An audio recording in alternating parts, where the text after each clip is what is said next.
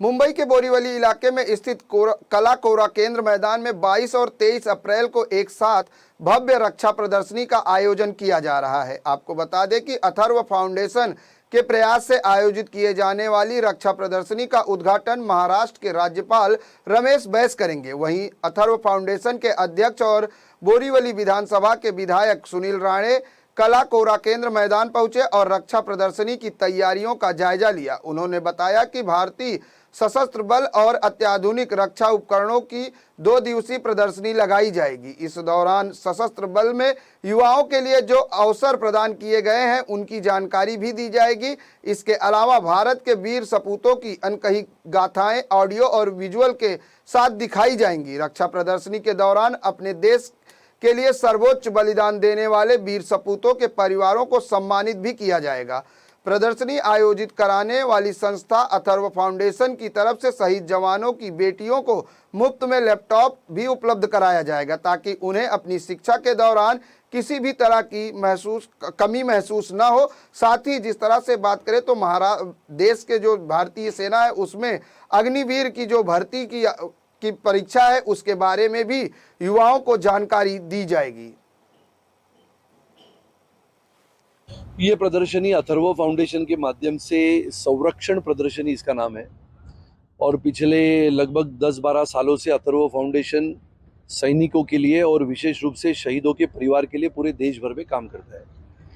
ये प्रदर्शनी का उद्देश्य ये है कि अपने आज की आधुनिक पीढ़ी को, आज के छोटे जवान बच्चों को या फिर आधुनिक पीढ़ी को देश के प्रति प्रेम, देश के प्रति निष्ठा और जिन सैनिकों ने अपने प्राणों का बलिदान करते हुए इस देश की ज़मीन को बचा के रखा है।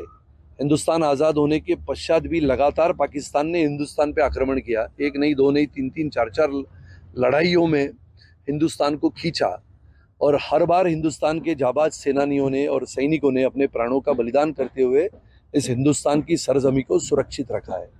इसके लिए आज की पीढ़ी को शिक्षा के साथ साथ अपने देश की भक्ति, देश का प्रेम और हमारे जवानों के प्रति सम्मान की भावना हो, इसका उद्देश्य है। सीमा पार से आने वाले आतंकवादियों की गतिविधियों को रोकने का काम हमारा सैनिक करता है। तो कैसे प्रशिक्षण लेता है, कैसे अत्याधुनिक उपकरणों के माध्यम से, अत्याधुनिक हथियारों के माध्यम से आतंकवादियों का सफाया करता है और अपने प्राणों की बाजी लगाते समय क्या प्रशिक्षण हासिल करता है। आज अग्निवीर के माध्यम से आदरणीय प्रधानमंत्री श्री नरेंद्र मोदी जी ने देश के लिए एक नया इतिहास रचा है। लोगों ने इसको सराहना की, लोगों ने इसको उल्लेखनीय कार्य कहा। अग्निवीर की पहली बैच प्रशिक्षित होकर देश की सीमा सुरक्षित रखने के लिए चली भी गई है। ऐसे माहौल में अग्निवीर का प्रशिक्षण कैसे लिया जाता है, भर्ती कैसी होती है, Indian air force, Indian military, Indian navy में कैसे दाखिल किया जाता है, ऐसे सभी